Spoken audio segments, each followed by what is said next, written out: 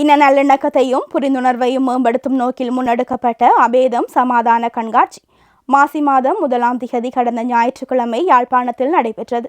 SJV Selvanayagam நினைவார கட்டளையின் ஆதரவில் யாழ்ப்பாண மகளிர் அபிவிருத்தி மையம் மற்றும் நாவாந்துறை இளைஞர்களின் ஒத்துழைப்புடன் குகையாளினி அவர்களின் தலைமையில் யாழ்ப்பாணம் ஒஸ்மானியா கல்லூரியில் இடம்பெற்ற இக்கண்காட்சியில் பல குறிப்பிடத்தக்க ஓவியங்களும் சிற்பங்களும் விளக்க சுவரொட்டிகளும் காட்சிப்படுத்தப்பட்டிருந்தன.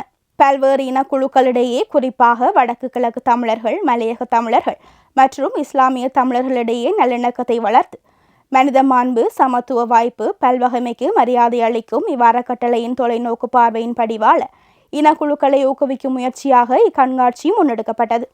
கிளிநொச்சி ரத்னபுரம் பிரதேசத்தில் அமைந்துள்ள சமாதான காட்சியகம் பீஸ் கேலரி என்ற நிரந்தர கண்காட்சி செல்வநாயகம் நினைவார கட்டளையின் நல்முயற்சிகளில் ஒன்றாகும் என்பதுடன் இக்கண்காட்சியை ஒழுங்குபடுத்த உதவிய ஒஸ்மானியா கல்லூரியை அண்டிய பகுதியில் இயங்கும் யாழ்ப்பாண மகளிர் மேம்பாட்டு மைய உருவாக்கத்தில் யாழ் கரிதாஸ் கியூடெக் நிறுவனம் முக்கிய பங்கு வகித்தது என்பதும் இங்கு குறிப்பிடத்தக்கது.